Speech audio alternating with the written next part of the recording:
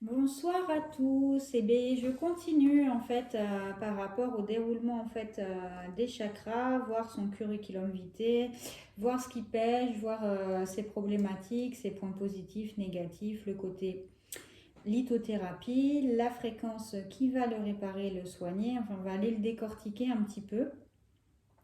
Alors, j'invite les personnes qui regardent naturellement cette vidéo, en tout cas celle-ci sur le chakra sacré, s'il y a des enfants, d'éviter de regarder, de regarder cette vidéo, hein, ça va pas trop le faire. Voilà, maintenant que c'est dit, on peut y aller. Donc, chakra sacré qui est le Svadhisthana, hein, qui est notamment la confiance en soi et l'estime. Deuxième chakra, après le chakra racine, hein, qui est situé juste au-dessus du nombril. Juste en dessous du nombril, donc la partie génitale, hein, qui est de couleur orange, donc qui correspond aux énergies sexuelles, donc ce qui découle hein, naturellement, tout ce qui est plaisir, joie, fertilité, création, fantasme.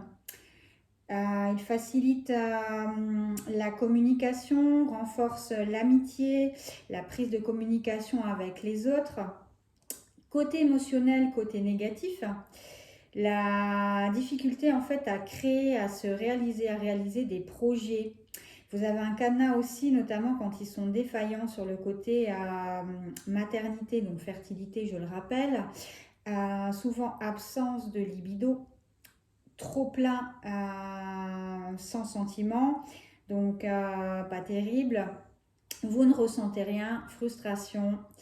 Et notamment au niveau sexuel, ben c'est pas. Alors c'est où vous êtes en appétit total et vous vous goinfrez, ou alors du coup, ben voilà, vous avez une relation, mais vous ressentez rien. Donc ce qui n'est pas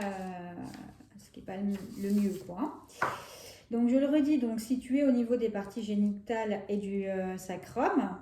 Donc c'est le centre énergétique en fait de la sensualité.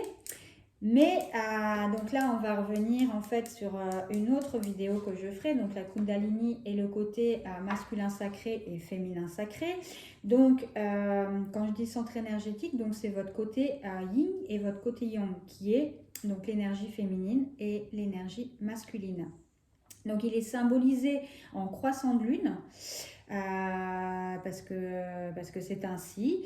Donc le féminin, lien avec votre subconscient, la couleur orange qui signifie l'impulsion vitale du sacré, donc exprimée par la sexualité, le côté sensuel et la créativité.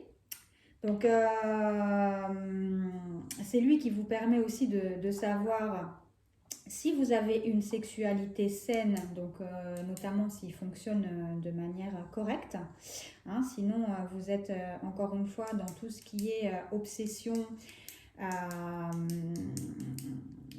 fantasme à outrance, mais pas forcément dans le bon sens. Il permet d'exprimer vos émotions et les non exprimées non plus, parce que côté défaillant et côté fonctionnel. Donc, il permet aussi d'aller au bout de vos passions, de vous réaliser également. Donc, et donc pour le côté masculin, donc le côté yang, masculin sacré, donc qui est l'harmonie hein, du yin et du yang. Donc il rappelle l'énergie vitale, donc de la lune et du soleil. Donc là où je veux vous attirer, donc pour la petite anecdote qui sort un peu qui est toujours dans le côté chakra sacré, pardon. Il est très important de faire vraiment attention avec qui vous avez des relations sexuelles, notamment par rapport à l'acte en lui-même, au fluide, parce que tout est énergie, vous avez des fréquences qui sont faites, des mélanges de corps, et du coup, en fait, ça peut, selon la personne avec qui vous êtes, complètement vous déstabiliser, en fait, le reste de vos chakras, vous déstabiliser émotionnellement, mentalement, dans votre manière d'interagir dans la vie. Et l'acte sexuel n'est pas anodin, donc c'est pour ça qu'il faut vraiment faire attention quand vous couchez avec quelqu'un, parce que c'est vraiment méga important. Qu'est-ce que je peux vous dire d'autre? Donc quand il est bloqué, en fait, ce chakra-là, en fait, ben, forcément, vous avez des dépendances, des addictions, notamment à des substances. Vous allez avoir tendance à peut-être être un peu plus dans le côté... ben, forcément, quand vous avez plus de... vous ressentez plus rien, vous allez essayer d'aller ressentir dans d'autres énergies, donc vous allez combler celle-ci avec ce qu'on appelle des pansements en fait, tout ce qui est drogue, tout ce qui est alcool, cigarettes, pour essayer d'aller combler les manques de ce dysfonctionnement finalement, hein. Donc voilà, vous avez tendance à vous sentir un petit peu engourdi, en décalage en fait, hein, notamment vraiment, vous avez votre corps, mais c'est comme si vous le regardiez en fait, parce que vous n'êtes pas dedans, vous êtes complètement déconnecté en fait de lui. Donc ce qui n'est pas terrible en fait. Encore une fois, donc on va reparler au niveau appétit. Être dans l'obsession sexuelle, c'est pas terrible non plus, quoi, parce que déjà vous faites flipper les personnes qui vont être en face de vous, que vous allez attirer.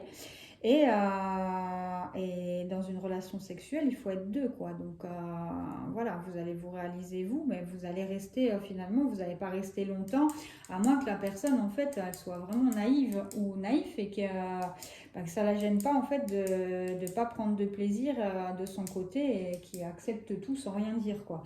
Mais ceci dit, c'est moche, quoi, hein. Donc voilà, ou alors, donc obsédé, hein, donc, au niveau fantasme, etc. Dans le, ou alors vous êtes complètement asexué, quoi. Vous n'allez pas avoir du tout envie et dans l'insatisfaction finalement, parce que c'est quand même c'est quand même très important de, voilà, de se libérer, de faire l'amour, c'est beau, quoi, hein. Donc, frustré, quoi, hein.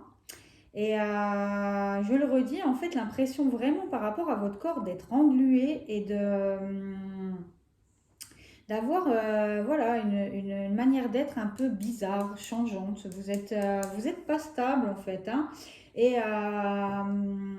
Et ben, pour reparler de choses que je parle notamment souvent sur mes réseaux sociaux, le lâcher prise, qui est naturellement quelque chose que vous avez du mal à faire, et un ego surdimensionné. Et quand l'ego en fait prend place et que du coup vous interagissez plus avec l'ego, donc le mental, plutôt qu'avec le cœur, forcément vous n'allez pas être en harmonie, vous n'aurez pas de relation saine, donc stable, et vous serez toujours à la recherche de quelque chose, vous serez pas bien, hein, ça c'est évident, hein. Donc pour les aliments, en fait, donc ce chakra-là, en fait, tout ce qui est soja, tout ce qui est melon, tout ce qui est carotte, tout ce qui est courge, hein, citrouille, butternut, voilà, tofu, poisson, alors riz, graines de tournesol, noix, huile de pépins de raisin, persil, l'ortie, le millefeuille, je ne vois pas trop ce que c'est, l'ananas, l'orange, les fruits de la passion, les fruits tropicaux, l'ail, l'anis étoilé, la vanille. Pour les huiles essentielles, le bois de santal, l'orange, la myrrhe et le poivré. Pour les animaux totems, il est représenté par le crocodile ou le poisson. Donc, le crocodile qui est la représentation de la dualité, en fait, hein, qu'on retrouve dans le côté yin et le yang. Donc, côté force et faiblesse, côté lumière et noirceur. Donc, le crocodile, en fait, il peut avoir des écailles qui sont hyper robustes et avoir l'impression d'une vraie force physique, mais notamment quand vous regardez en fait son ventre, il est vulnérable parce que c'est la partie la plus sensible qu'il est. Donc vraiment, vous voyez en fait la balance, l'équilibre, hein, de l'animal.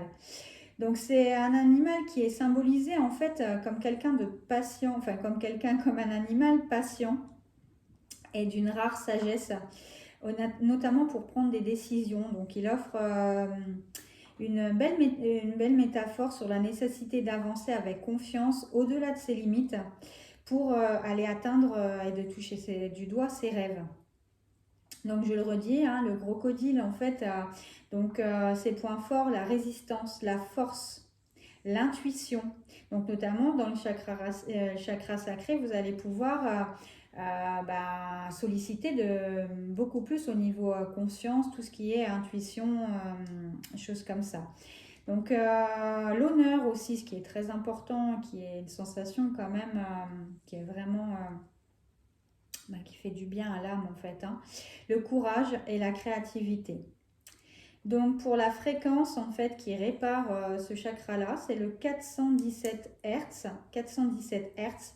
Donc c'est une énergie qui va véhiculer et qui va conduire au changement en fait et qui va vous enlever les blocages. Donc pour son petit curriculum vitae, hein, je le resitue. Donc au niveau des organes génitaux, sa couleur c'est l'orange. Symbole croissant de lune, l'élément l'eau, le sens le goût, la planète Vénus, l'animal totem le poisson et le crocodile, sa qualité la sexualité, la fertilité, la gestation. Donc du coup, il est bon de le réparer parce que sinon vous allez avoir des choses en cours qui vont être en gestation et ils n'iront jamais au bout, quoi, hein. Donc, ça touche les organes vitaux, la vessie, les reins, la circulation sanguine et le fluide corporel, d'où la petite histoire tout à l'heure, comme quoi il est vraiment important de faire attention avec qui on couche. Le côté positif, la passion, le bonheur, la conscience de son corps. Le côté négatif, la jalousie, le côté obsessionnel, la culpabilité, les dépendances sexuelles, dépendances autres, les comportements un petit peu agressifs. Donc je le redis, je mettrai le lien des tests, du test du chakra pour voir quel chakra est dysfonctionnel. Ça marche quand même relativement bien, vous répondez aux questions et vous verrez. Et ça vous donnera quand même pas mal de points en fait que je viens de dire là. Et ça vous fera un petit rappel, c'est important de le voir. Et donc pour les cartes, pour le côté géométrie sacrée, la fréquence du chakra sacré, la fleur de vie orange, renforce notre capacité à vivre selon nos désirs et stimule notre force créative à initier le succès et l'abondance dans notre vie. Et on nous dit, je me relie à mon énergie sacrée, je m'épanouis dans ma sexualité et dans ma vie tout simplement. Donc, et voilà où il est situé. Voilà, voilà, je vous embrasse et puis je continue avec les autres chakras. Merci beaucoup, ciao, ciao.